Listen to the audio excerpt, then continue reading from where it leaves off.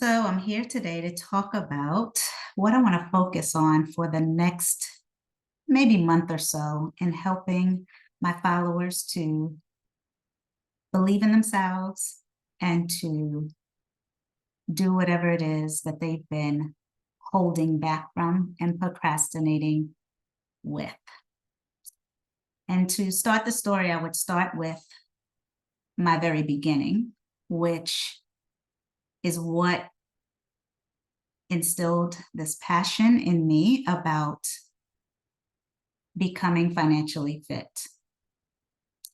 You see, back when I was a little girl, I lived in New York and had a happy life, childhood life with a mother and a father in the home, and things seemed to be good.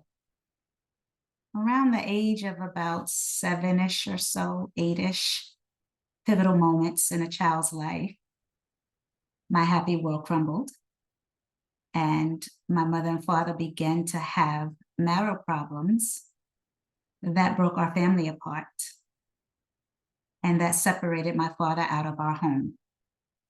And so with that also came the loss of income. And so in my house on 137th Street in Queens, New York, near Rochdale Village, it was cold. I didn't have any heat. And I remember being a little girl, waking up, trying to be normal, not understanding all the things that were going on in life and what the separation would mean and the loss of income would mean to me personally as a little girl. I remember waking up cold and getting ready for school. And I remember this big, loud heater, a kerosene heater. And if you don't know what a kerosene heater is, it looks like kind of a long, like bullet.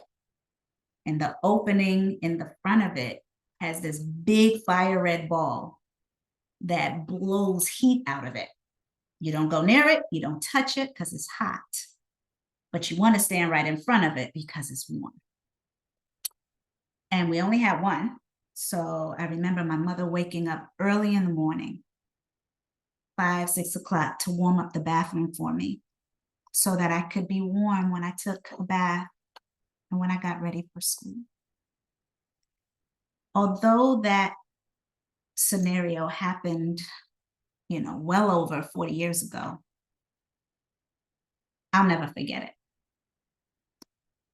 I didn't know how important it was going to be to me and my story and my life and my journey, and how impactful it has been as I have remembered that in terms of my motivation, my determination, my relentless perseverance, and my belief that I can, because it has impacted every aspect of my life. And I never knew at that point, at 7 years old, as a little girl who shivered before getting ready for school, how much that would mean to me. So that's why financial fitness is so important to me. Now, granted, I did a lot of stupid things with money. I didn't understand money. I wasn't taught about money. I was afraid, and I didn't think that I could manage money because I had people in my ear thinking and saying things that just wasn't true. But I was young. So I did what I knew best. I made money. I made a good amount of money at a very young age because I just was driven to, number one, never be that cold again in my life. I hate the cold. I hate cold. It's probably why I live in Florida now. Number two, I just focused on thinking one day my kids will never, ever have to go through this. And I wanted to make sure that that remained to be the case. So every morning when I got up and went to work, every job interview I had, every job that I applied for, when I signed up to go to college and I got enrolled, every class I took, it was all about making sure I was the very best at what I did, because I needed to make sure that I changed my family's legacy. So when I got pregnant at 16, we'll talk about that in another time. I thought, whoa, this is getting real fast, and I don't have time to think about whether I'm ready or not, because I have to be. So my first little girl that I gave birth to was my very reason for really succeeding in everything that I did that would have a financial impact from that point forward. Now, there were some sacrifices. I lost time with my baby. I lost time with the rest of my girls growing up. I have 3. But I now know, and I now explain to them, this is why. And this is the moment that I'm going to share with them through my posts, through my book, through everything that I offer to the world and to them, my why. And they are the reason. So I'd like to talk this week about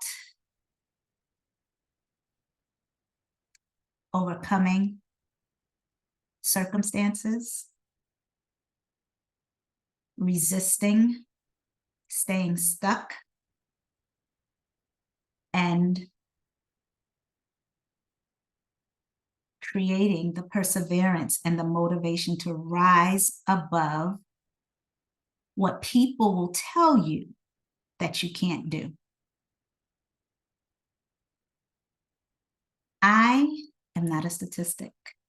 I was a teenage mom, unmarried, unwed,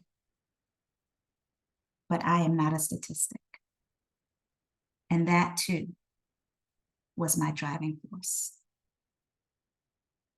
So I'm here to motivate, to empower, to encourage,